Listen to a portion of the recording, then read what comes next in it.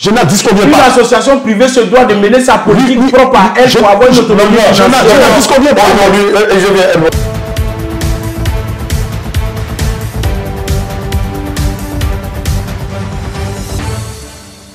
Mesdames et messieurs, amis sportifs, bonjour et bienvenue aux Légas sportifs sur Vision 24 TV.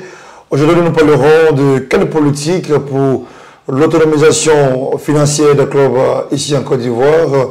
Et pour en parler, j'ai avec moi Edmond Sengoné, analyste sportif consultant. Edmond, bonjour. Bonjour, Saré. Et bienvenue à Vision 24. Bien, merci.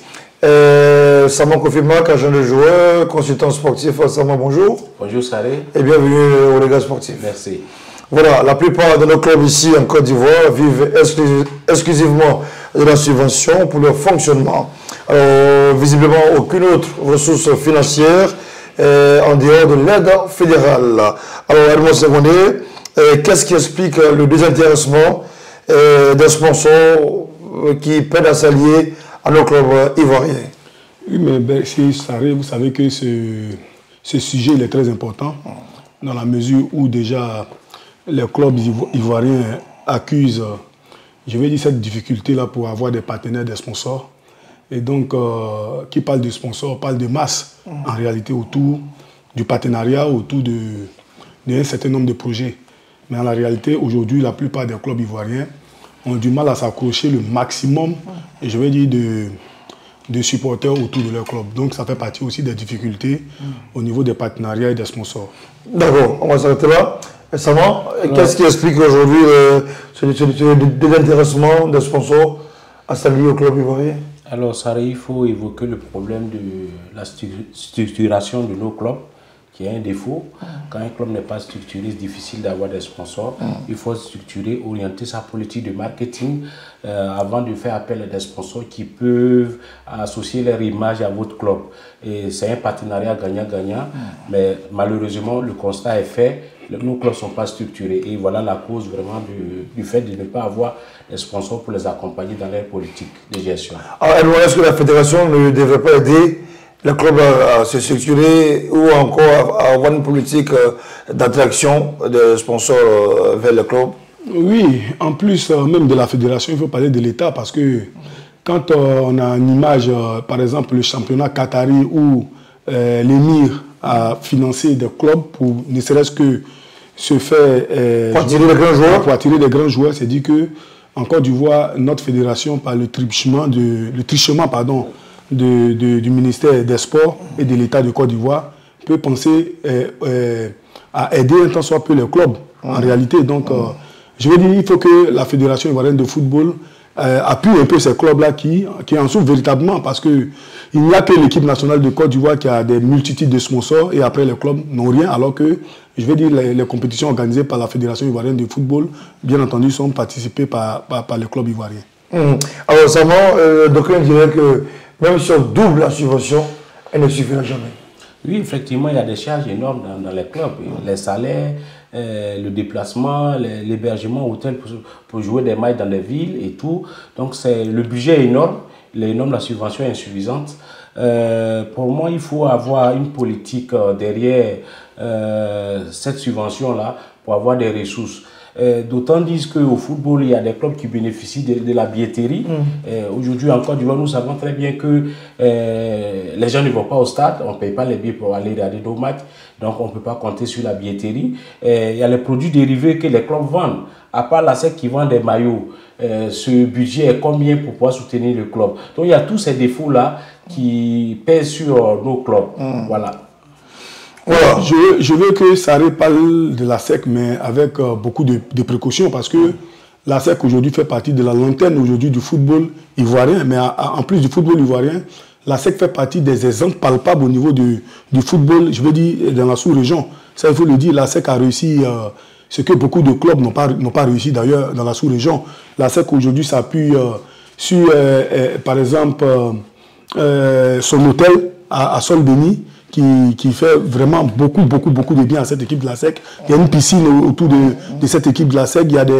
La SEC vend beaucoup de gadgets. La SEC fait beaucoup de merchandising aujourd'hui qui profitent au club. Il y a même des stages, des tournées des stages qui sont à Sol-Béni qui sont je veux dire, profitable au club sur le plan financier. Donc, la SEC, c'est un autre volet, mais en général, on parle des clubs ivoiriens aujourd'hui qui n'ont pas vraiment de solutions palpables, ça il faut le dire. À part la SEC, aujourd'hui, il y a par exemple le San Pedro FC, mais à part ces deux clubs-là, l'Asie d'Abengourou n'a pas de sponsor, le Sporting Club de Gagnoa en Ligue 2 n'a pas de sponsor, il y a des équipes comme l'AFAT qui n'ont pas de sponsor, mais c'est de tout cela qu'on parle en réalité, parce que pour avoir un championnat fort, il faut bien entendu que certains clubs se rapprochent de d'autres pour que vraiment la concurrence soit de mise.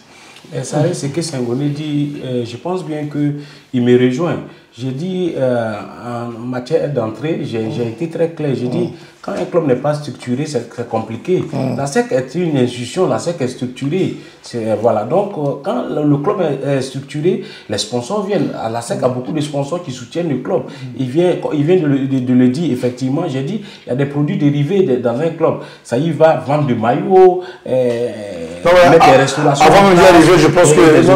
avant d'y arriver, je pense qu'il y a quand même pas de siège, parce que vous parlez de situation, ça y va d'avoir un siège, ça y va d'avoir un bus, ça y va d'avoir un terrain d'entraînement, il faut avoir quand même certaines commodités, n'est-ce pas? Oui, effectivement, mais un partenaire, une entreprise sérieuse qui veut signer un contrat avec un club, quand on n'a pas de siège, on va signer le contrat où?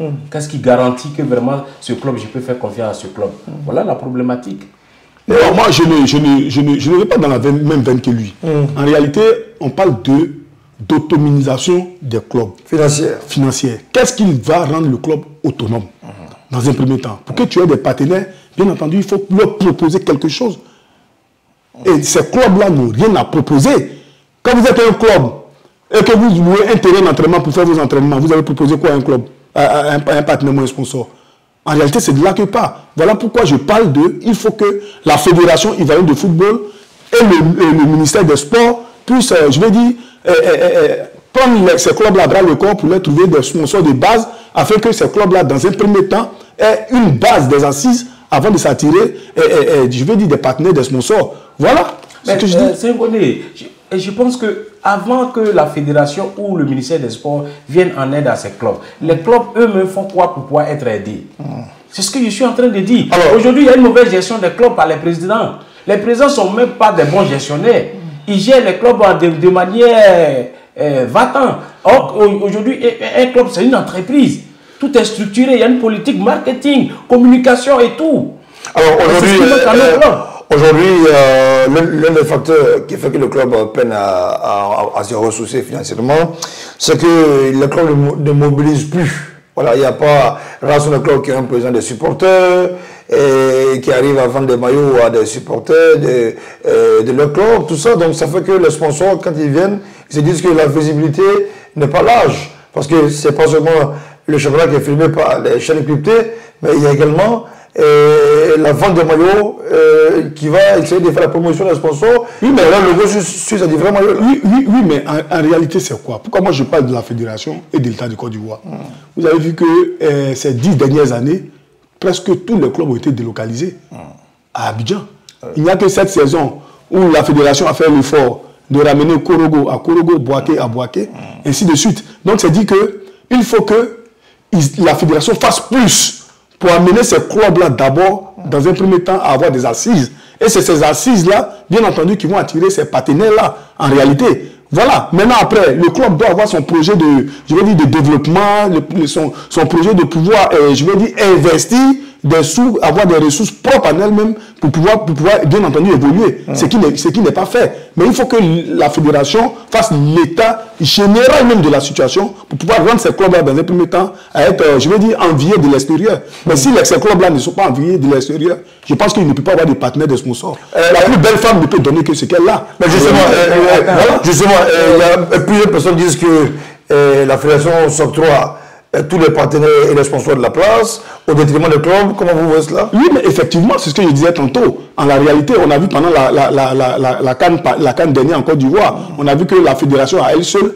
avait plus de 10 sponsors. Non, mais plus que ça. Plus que ça même d'ailleurs, mais je vais dire quoi? Il faut que la fédération mette une politique en place pour pouvoir permettre à ses partenaires, à ces sponsors-là, de pouvoir, je vais dire, prendre ces clubs-là en charge en réalité et aller plus loin avec le cas de Côte d'Ivoire. On voit dans des pays où il y a des sociétés qui sont adossées à des clubs et dans un premier temps, ça leur permet de couvrir un peu, je veux dire, les impôts et ainsi de suite. Donc, c'est des politiques, en fait, que l'État de Côte d'Ivoire peut mettre en place par le canal de la Fédération ivoirienne de football pour pouvoir permettre à ces clubs-là d'être un peu plus à l'aise. Il faut que nous soyons très clairs dans le débat, Sarri. Vous voyez, on se réfère à la fédération. Aujourd'hui, qu'est-ce qui fait la force de la fédération? L'équipe nationale. Et nous savons l'engouement que l'équipe nationale a créé pendant la CAN. Nos joueurs se sont transcendés sur le terrain et jusqu'à aller remporter la Coupe d'Afrique. Mais quand on a des footballeurs qui se donnent, qui donne une bonne image, qui galvanise le public, la population ivoirienne. Mais c'est normal que toutes les entreprises vont vouloir... Oui, mais il y en a avant la CAN. Mais je veux dire, aujourd'hui, quand on parle de l'équipe nationale de Côte d'Ivoire, nous savons le degré quand même de... Non, je ne partage pas le même avis. Laisse-moi finir. Je ne vais même pas te laisser finir. Non, laisse-moi finir. Parce que si l'équipe nationale de Côte d'Ivoire... Le partenaire vient comment? Je l'ai dit ici, le partenaire vient comment? C'est un partenariat gagnant-gagnant. Si le partenaire n'a pas quelque chose à gagner en retour avec le club, pourquoi associer son image? Oui, mais aujourd'hui, la SEC, pourquoi la SEC prend tous les partenaires au niveau national? En dehors de la fédération, la SEC a des partenaires, mais pourquoi la SEC gagne des partenaires? C'est sa politique de gestion. Aujourd'hui, la SEC s'appuie sur la formation. Chaque année, la SEC sort des joueurs au plan international pour les transférer. Mais quand une entreprise associe son image à la SEC, l'entreprise sait que la SEC est une garantie. Mais c'est ce qui manque à non, je vais répondre ici, c'est que les choses là, Sama dit, c'est important, il faut écouter Sama. Tu sais, la Fédération ivoirienne de football a mis une politique en place de telle sorte que tous les clubs en U1 respectent ce qu'on appelle le cahier de charge. Et à partir de ce moment-là, quand vous avez la licence CAF, c'est ce qui fait que ces clubs-là aujourd'hui ont la licence CAF. Parce que ces clubs-là respectent ce qu'on appelle le cahier de charge. Oui, donc, à partir de ce moment-là déjà, ça veut dire qu'en temps normal, au niveau de la visibilité de ces clubs-là, ils ne doivent pas avoir de problème. Mais est-ce que mais c'est dans la forme, est-ce que ça se fait? Laissez-moi aller au bout de mon raisonnement. Je vais dire en réalité que ce que vous êtes en train de dire du côté de la SEC, c'est la même chose du côté de Saint-Pédro, un degré moindre. Mais en la réalité, ces clubs-là, avant le cahier de charge, avaient leur politique pour pouvoir atteindre ce niveau-là. Et la fédération vient appuyer ce qu'ils ont déjà comme acquis. Et les autres ont fait quoi? Est-ce qu'on doit attendre que l'équipe, par exemple, de Korobo soit au même niveau que la SEC avant de les appuyer? Je dis non. Mais... Je dis non. Non, je vais dire en réalité, on n'est pris par le temps. Le football aujourd'hui ivoirien a atteint une autre dimension. Il faut bien entendu que la Fédération ivoirienne de football fasse quelque chose pour sortir de ces clubs-là de cette situation. C'est pas la fédération de le faire, Senghoni. Mais pourquoi pas? Non, c'est pas la fédération. L'équipe nationale de Côte d'Ivoire, la publicité. Non. La publicité sont des associations privées. Je n'en disconviens pas. Une association privée se doit de mener sa politique propre à elle pour avoir une autonomie financière. Je n'en disconviens pas. Aujourd'hui, qu'est-ce que la fédération met en place pour aider ce club-là véritablement à avoir des sponsors? Parce que le développement, ça part avec le fonds. Mais c'est pas la fédération, c'est pas à la fédération de le faire, c'est au club lui-même de le faire. Vous me parlez de l'équipe nationale, c'est ça qui embête. Vous dites que la fédération prend tous les sponsors, mais la fédération prend tous les sponsors à cause de l'engouement à cause de l'engouement de l'équipe nationale. Qu'est-ce qui avoir l'engouement autour de l'équipe nationale? Mais qu'est-ce qui peut avoir l'engouement autour d'un club? C'est la formation, la qualité des athlètes, la politique des transferts de joueurs. Aujourd'hui, dis-moi, la SEC qui est un club structuré, si la SEC part dans une banque pour avoir un prêt bancaire pour pouvoir gérer son club sur une année, il y a des garanties pour qu'on donne le prêt à la SEC, j'en viens. Mais il y a des clubs aujourd'hui, il n'y a pas de garantie. Tu prends quoi pour garantir ton prêt pour pouvoir gérer ton club? Il n'y a pas. Sama. C'est ça nous parlons. On a su un volet qui est très important. Tu as donné un exemple tout à l'heure. Oui. Tu dis l'équipe nationale de Côte d'Ivoire. Oui. En même temps, moi je te dis, les clubs participent aux compétitions que la fédération organise ici, sur le plan local. Oui, les clubs ivoiriens. Je suis d'accord. Et donc, c'est à la fédération de mettre la même, je vais dire, la même publicité autour de ces clubs-là pour rendre ces compétitions-là aussi plus je dis, le partenaire de la SEC, c'est la fédération qui a permis au partenaire de la SEC de devenir associé à la SEC. Je suis désolé. Quand il y a un match Korobo Boaké, quand il y a un match Korobo Boaké, vous voyez combien de publicités autour de ce match-là? Par contre, non, je viens. Par contre, quand il y a un match de Côte d'Ivoire contre la Zambie ou bien contre la Mauritanie, vous voyez l'engouement, vous voyez la publicité qui est autour de ce match.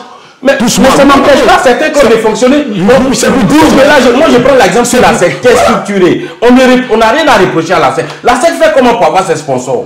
La SEC fait comment, peut-être si un jour ils veulent aller à une banque pour prendre des prêts, pour gérer les clubs. Oui, mais M. Sama, la fédération, c'est la tutelle. Mettre cette politique-là en place, est-ce qu'on les reproche? Il n'y a pas une bonne gestion dans les clubs. Quand il n'y a pas une bonne gestion, comment un partenaire peut associer son club à son club? Pour vous, c'est quoi la bonne gestion? Mais la bonne gestion, c'est d'abord le volet marketing. Organiser d'abord son club, sur tous les aspects. Il faut que les présidents de club soient des bons gestionnaires.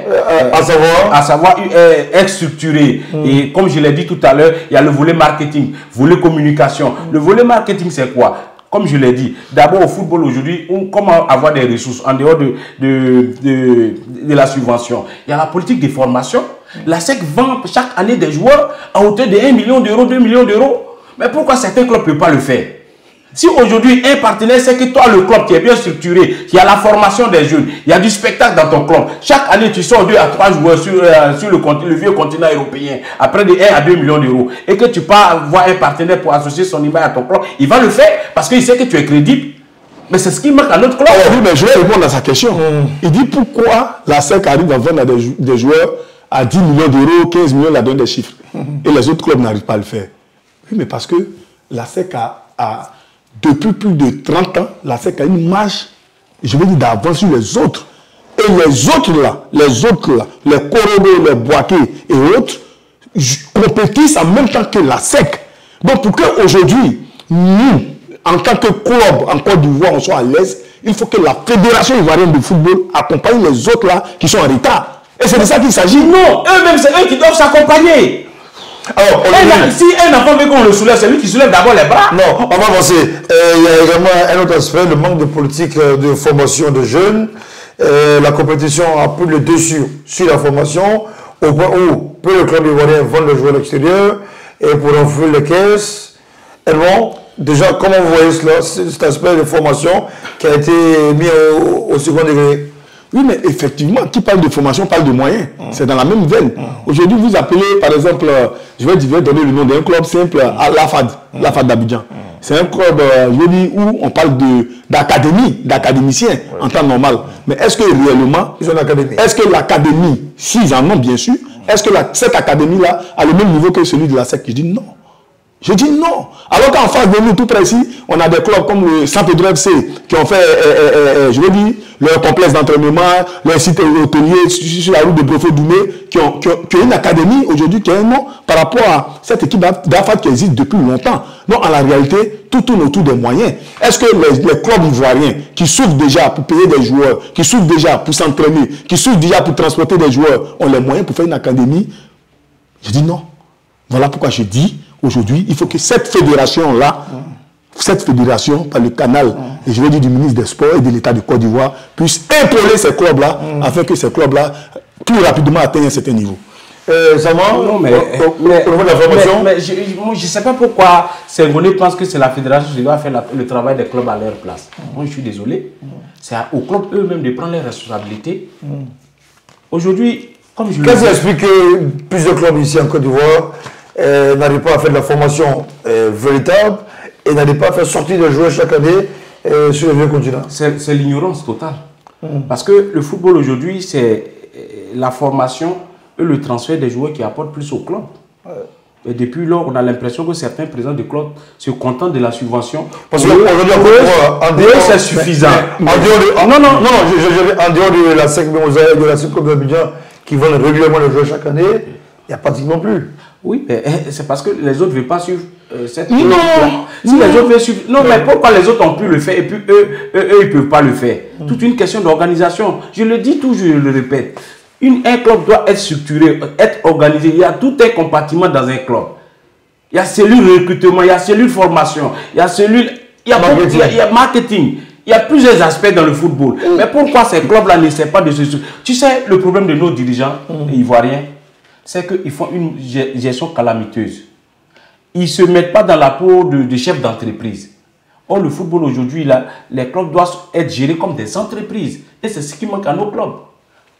Si on entend, je ne sais pas si les chiffres sont vrais, la SEC a un budget annuel de 800 millions pour pouvoir vraiment gérer son année. Mais pourquoi les autres clubs ne peuvent pas le faire? La subvention de 100 millions ne peut même pas couvrir les charges de la SEC. Mais la SEC s'en sort chaque année. Mais sa politique de gestion par vente des produits dérivés, l'air hôtel, le transfert des joueurs apporte beaucoup à la SEC. Mais pourquoi les autres clubs ne peuvent pas copier cette politique-là? On veut copier l'Europe, il faut que ça s'applique au niveau national ici. Moi je pense qu'il a dit quelque chose de très grave. Il dit les autres clubs n'arrivent pas à avoir des joueurs transférables parce qu'ils sont ignorants. Il a dit c'est pas une ignorance. J'ai dit non. Vous voyez, il a fait un exposé tout à l'heure. Il me rejoint.